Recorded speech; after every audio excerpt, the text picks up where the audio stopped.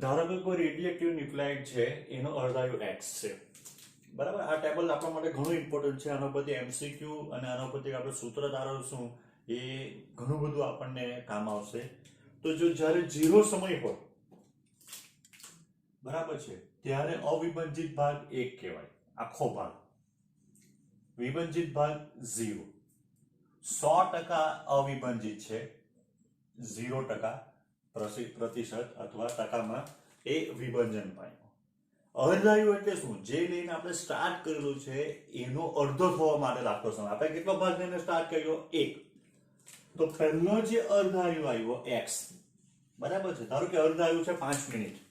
તો પહેલી 5 મિનિટની અંદર શું થશે કે ધારો કે આપણે 100 પરમાણુ લીધા હશે કે 100 ન્યુક્લિયસ લીધા હશે, તો એમાંથી 50 માંથી આલ્ફા બીટા કે ગેમાનું ઉત્સર્જન થઈ જશે, 50 માંથી બાકી રહેશે. જે લીધો એમાંથી અડધો ભાગનું વિભાજન થઈ ગયું, અડધો ભાગ બાકી. અડધો બાકી છે, અડધાનું વિભાજન. 50% અવિભાજિત રહ્યો, 50%. આ પાણી, પેલું આપણે ઉદાહરણ જોયું, પાણી વહી ગયું 50%. હવે આપણે હંમેશા કોન્સન્ટ્રેશન આના ઉપર કરવાનું, જે બાકી છે તે. પછીનો જે બીજી વખત અર્ધાયુ આવ્યો એટલે 10 મિનિટ થઈ. 10 એટલે આપણે લખ્યું 5 ગુણ્યા 2. તો જે અડધાનો અડધો, તો અડધાનો અડધો એટલે 1/4, એટલે 1/2 રેઝ ટુ સ્ક્વેર. અહીંયા 1/2 રેઝ ટુ 1 એવું લખી શકાય. થોડુંક બરાબર લખું.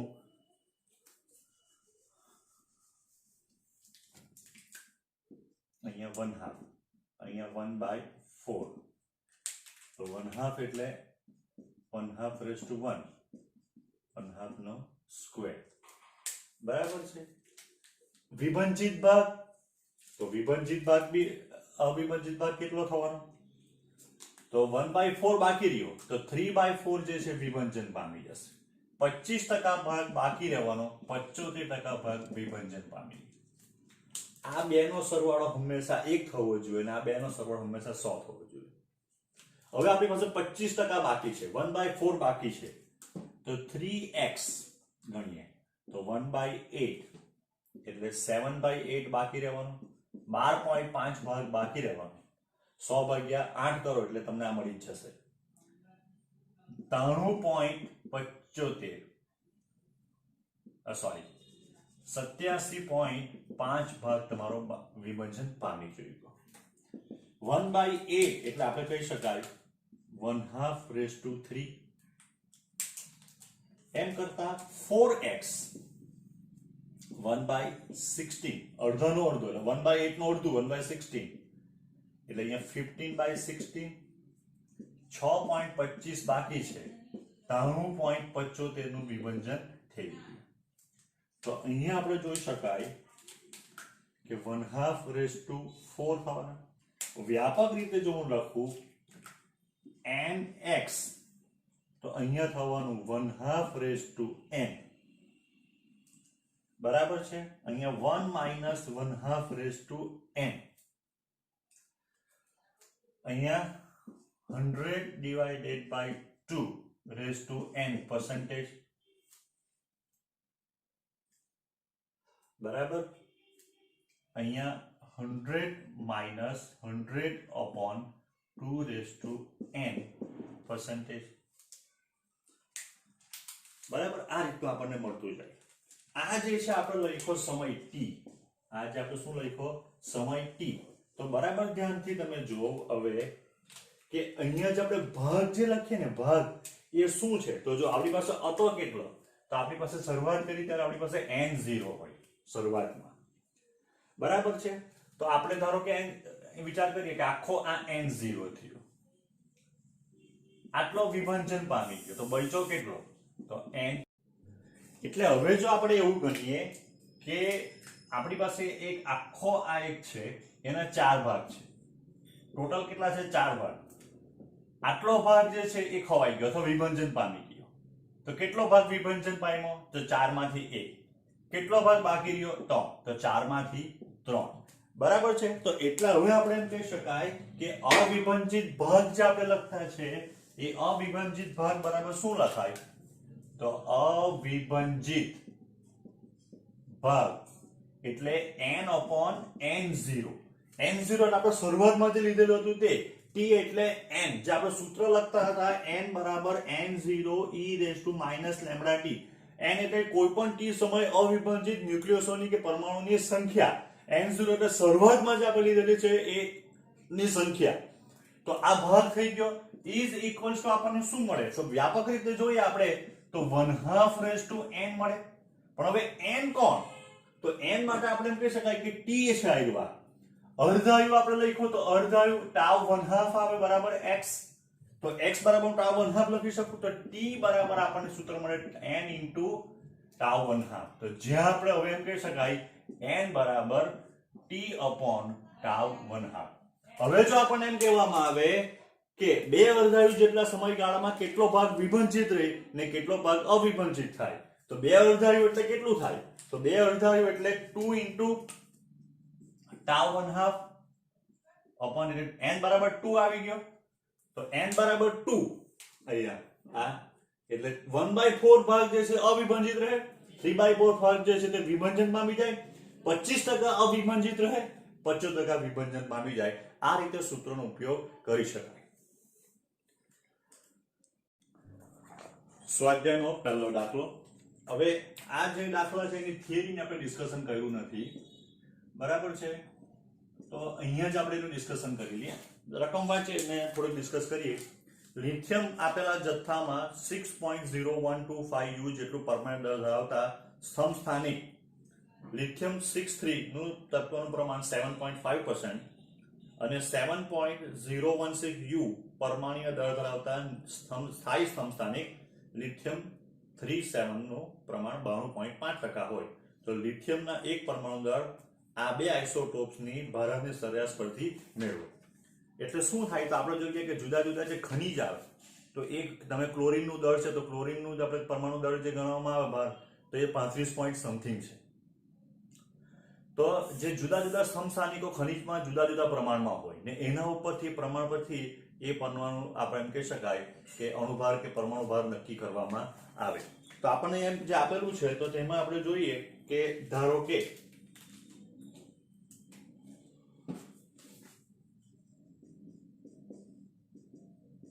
લિથિયમના શું પૂછેલું છે આપણને? પરમાણુનું દળ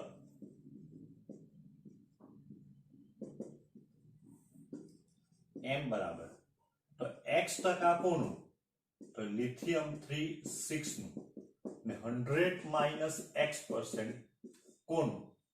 તો લિથિયમ 37 નું. ટકા પર છે એટલે છેદમાં 100 આવે. m બરાબર તો x% ની જગ્યાએ આપણને કેટલું આપેલું છે? 7.5 મલ્ટીપ્લાઈડ બાય એનું દળ કેટલું છે?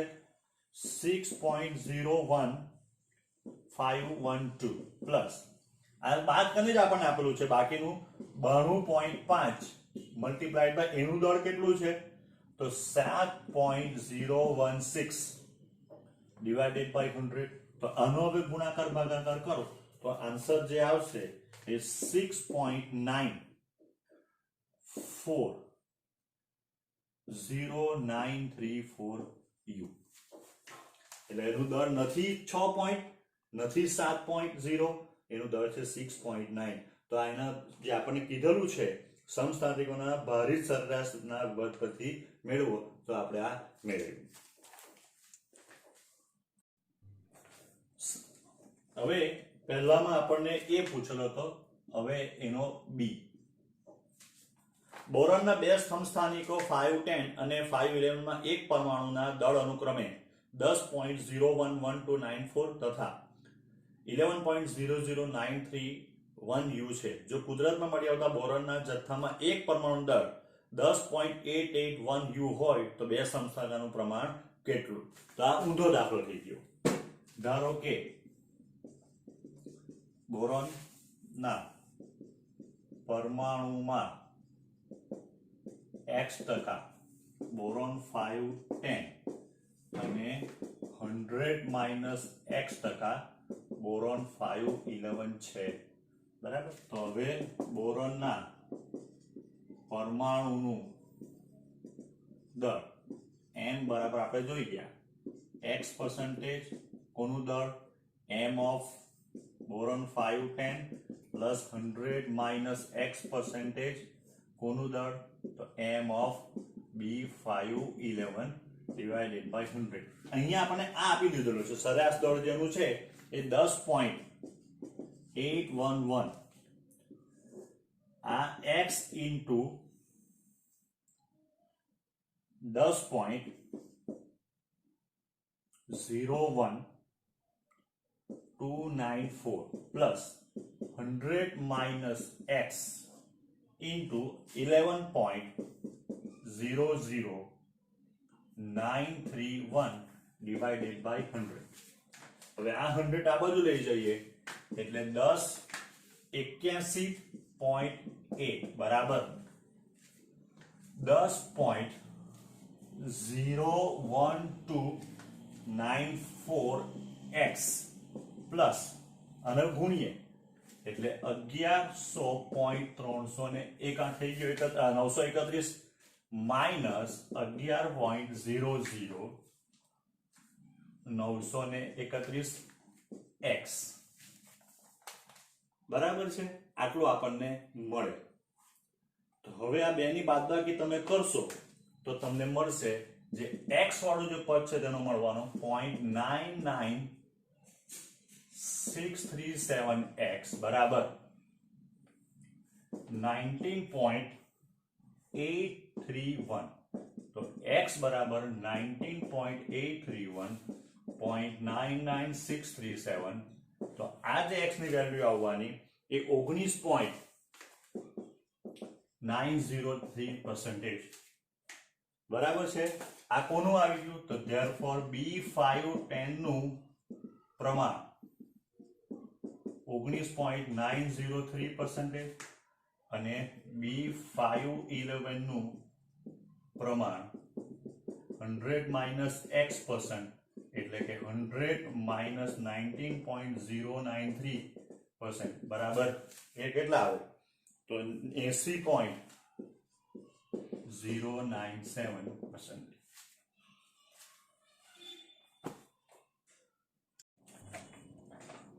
સ્વાધ્યાયનો 13.2 નિયોનના ત્રણ સમસ્થાનિકો નિયોન 1020 નિયોન 1021 નિયોન 1022 ના પ્રમાણ અનુક્રમે 90.51%, 0.27% તથા 9.22% હોય અને તેમના એક પરમાણુ દળ અનુક્રમે 19.99 U, 20.99 U અને 1.99 U હોય તો કુદરતમાં મળી આવતા નિયોનના જથ્થામાં એક પરમાણુ દળ સમસ્થાનિકોની ભારી સરેરાશ પરથી શોધો. આપણે કહી શકાય ભાઈ નિયોનનું દળ m બરાબર x1% m કોણ તો નિયોન 10 20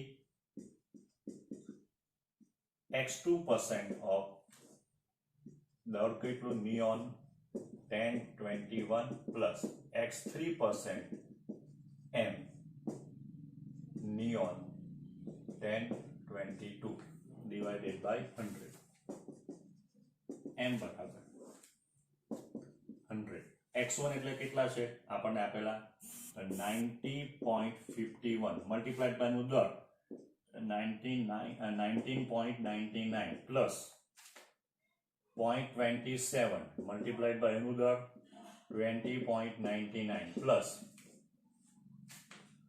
છેલ્લું કેટલું છે 9.22 એનું દળ કેટલું આપેલું છે 21.99 આની તમે ગણતરી કરો એટલે m બરાબર તમને મળશે 20.1771 u.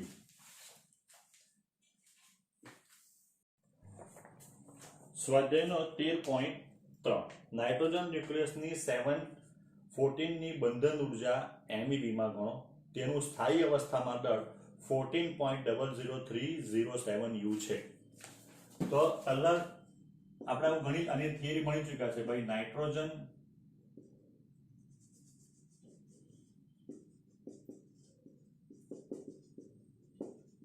પરમાણુની દળ ક્ષતિ તો એ ડેલ્ટા m બરાબર સૂત્ર આવશે ZMP plus NMN minus nucleus of nitrogen 740. તો નાઇટ્રોજન આપણને આપેલું છે 740. આના ઉપરથી થાય કે Z બરાબર 7, A બરાબર 14, N બરાબર A minus Z, એટલે 14 minus 7 equals to 7. તો 7. હવે પ્રોટોનનું દળ તો તમે જોશો ચોપડીની અંદર સ્વાધ્યાય સ્ટાર્ટ થયું છે ત્યાં બધા જ વેલ્યુ આપણને ઓલરેડી પહેલેથી આપી દીધેલી છે. ઇન્ડિવિજ્યુઅલી તમારે યાદ રાખવાનું નથી, એક્ઝામમાં બી તમને આપી દેશે. તો એ થવાનું 7. એક પ્રોટોનનું દળ 1.00 7825 પ્લસ 7 into 1.00 8665 માઇનસ ન્યુક્લિયસનું દળ આપણને રકમમાં આપેલું છે 14.00 307.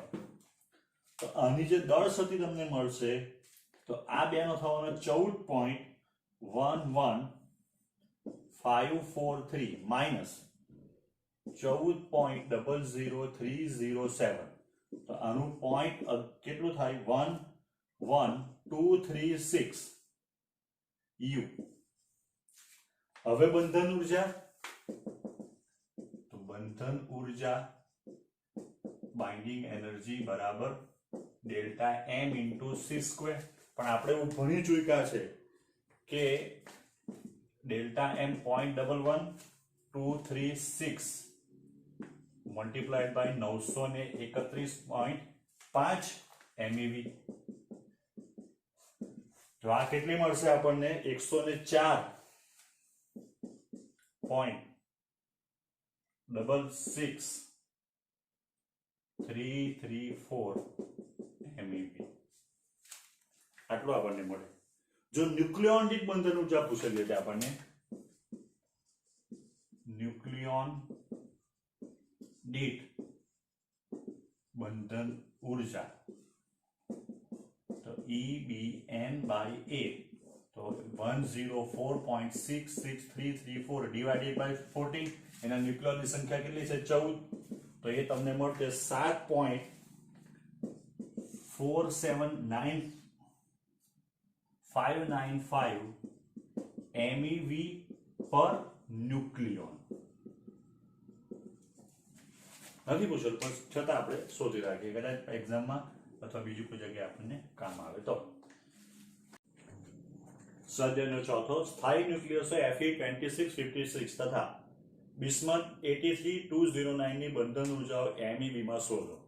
તેમના સ્થાયી અવસ્થામાં દળ 55.93493939 અને 2088980 છે. એક હું ગણું, એક તમે જાતે ટ્રાય કરજો, આવી જ જશે. જે રીતે અત્યારે આપણે જોઈ ગયા તો પહેલા Fe કેટલા છે 2656. તો એની અંદર Z બરાબર 26, A બરાબર 56 ને N એટલે ન્યુટ્રોનની સંખ્યા બરાબર A minus Z. તો 56 minus 26 એટલે 30. તો therefore દ્રવ્યમાન શક્તિ M બરાબર ZMP પ્લસ NMN એટલે કે એક પ્રોટોનનું દળ, Mn એટલે એક ન્યુટ્રોનનું દળ માઇનસ M ઓફ ન્યુક્લિયસ કોનું છે Fe2656. તો આ થઈ ગયા 26 મલ્ટીપ્લાય 1.007825 પ્લસ ન્યુટ્રોન 30 છે 1.08665 માઇનસ એનું દળ કેટલો આપશે સ્થાયી અવસ્થામાં 55.934939. તો therefore delta M is equals to જે આપણને મળવાનું છે એ કેટલું મળશે તો ડેલ્ટા M જે આપણને મળશે તો આ જે છે 56.4634 માઇનસ 55.934939. તો ડેલ્ટા M જે આપણને મળશે એ 0.52841 U. therefore હવે બંધન ઊર્જા Fe 2656 ની બરાબર delta mc square 0.528461 multiplied by 931.5 MeV. આનો જે આન્સર આવશે એ 461.2614215 MeV. આ જ રીતે તમારે બીજું જે બાકી રહી ગયું બિસ્મથની ગણતરી જાતે કરવાની રહેશે.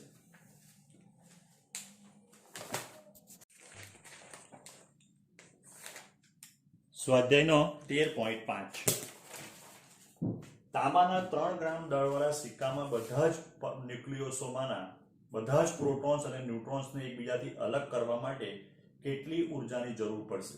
તાંબાના દરેક સિક્કામાં પરમાણુ દળ 62.9296 U છે. આ દાખલો બે ભાગમાં વહેંચીએ.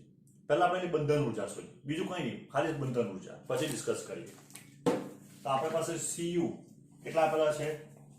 તો Cu 2963 પહેલું સ્ટેપ. તો Z બરાબર 29, A બરાબર 63, N એટલે ન્યુટ્રોનની સંખ્યા, A - Z 63 - 29 એટલે આપણને મળશે 34. ચાલો, દ્રવ્યમાન સ્થિતિ delta m ZMP plus NMN minus Cu 2963. આ કેટલું છે? 29. એક પ્રોટોન 1.007825 પ્લસ 34 into 1.008665. આનું દળ આપણને આપેલું છે 62.9296. તો દ્રવ્યમાન સ્થિતિ જે આપણને મળવાની એ 0.591935 U. બરાબર. હવે બંધન ઊર્જા EBN બરાબર delta mc square 0.591935 multiply by 931.5 U. તો આ જે આપણને મળશે એ થવાની 551 51.3874 MeV. આટલા જો આપણે ઊર્જા આપીએ તો એક ન્યુક્લિયસમાંથી જેટલા પ્રોટોન છે ને તેટલા ન્યુટ્રોન છે નીકળી જાય. હવે આપણે બીજો ભાગમાં શું કીધું છે? 3 ગ્રામમાં. તો આપણે પહેલા શું શોધવું પડશે? 3 ગ્રામમાં કેટલા આપણને શું મળે? પણ ન્યુક્લિયસોની સંખ્યા. બરાબર છે. તો એના માટે આપણે શું વિચારી શકીએ? તો એના માટે આપણે વિચારી શકાય કે દળ અને પરમાણુની સંખ્યા. જો 62.9296 into 10⁻³ અથવા આટલા ગ્રામ હતે તો કેટલા પરમાણુ હતે? 6.023 10⁻23 જેટલા. આપણી પાસે કેટલા ગ્રામ છે? 3 ગ્રામ છે. તો n બરાબર 6.023 10⁻23 divided multiplied by 3 62.9296. તો આ કેટલા આવશે? 6.023 multiplied by 3 divided by 62.9296. તો એ થઈ ગયું 0.2871 into 10⁻23. એટલે આપણે લખી દો 2.8071 into 10⁻22 પરમાણુ અથવા ન્યુક્લિયસ. તો હવે કુલ ઊર્જા બરાબર છે. તો કુલ ઊર્જા બરાબર n into 1 bn. n એટલે 2871 10⁻22 multiplied by 5.51.38744525 બરાબર multiplied by 551.38744525 બરાબર. એટલે આપણને જે મળશે આનો આન્સર એ 1.583 into 10⁻25. બરાબર છે, આટલું આપણને મળે MEV.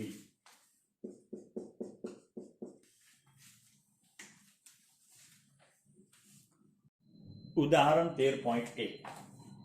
લોખંડના એક ન્યુક્લિયસનું દળ 5.85 U છે, જ્યાં 1 U બરાબર 1 MU બરાબર 1.66 10⁻27 કિલોગ્રામ છે. જો લોખંડનો પરમાણુ દળાંક 56 હોય તો તેના દળ માટે ન્યુક્લિયર ઘનતા શોધો. તો ન્યુક્લિયર ઘનતા એટલે આપણે કહી શકાય કે ન્યુક્લિયસને આપણે ગોળા તરીકે લેતા છે, એટલે કુલ દળ છેદમાં કુલ કદ πRQ. આ થઈ ગયું તમારું A into MP, અથવા એક ન્યુક્લિયનનું દળ, આટલા ન્યુક્લિયનની સંખ્યા, આ 3 ઉપર 4, આ થઈ ગયો R0 raised to A. બરાબર, આટલું થાય R0 cube into A. કેમ? કારણ કે આપણી પાસે સૂત્ર છે R બરાબર R0 A raised to 1/3. તો એનો આપણે ક્યુબ કર્યો. તો હવે બધી વેલ્યુ મૂકી દઈએ. આપણે ઓલરેડી થિયરીમાં મેં તમને કરાવેલું છે. એ આપેલો છે 55.85.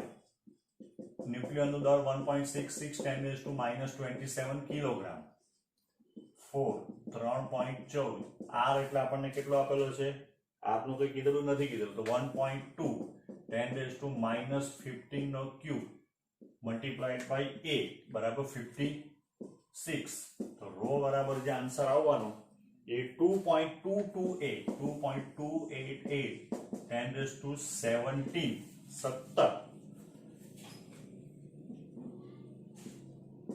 કિલોગ્રામ પર મીટર ક્યુબ. બરાબર.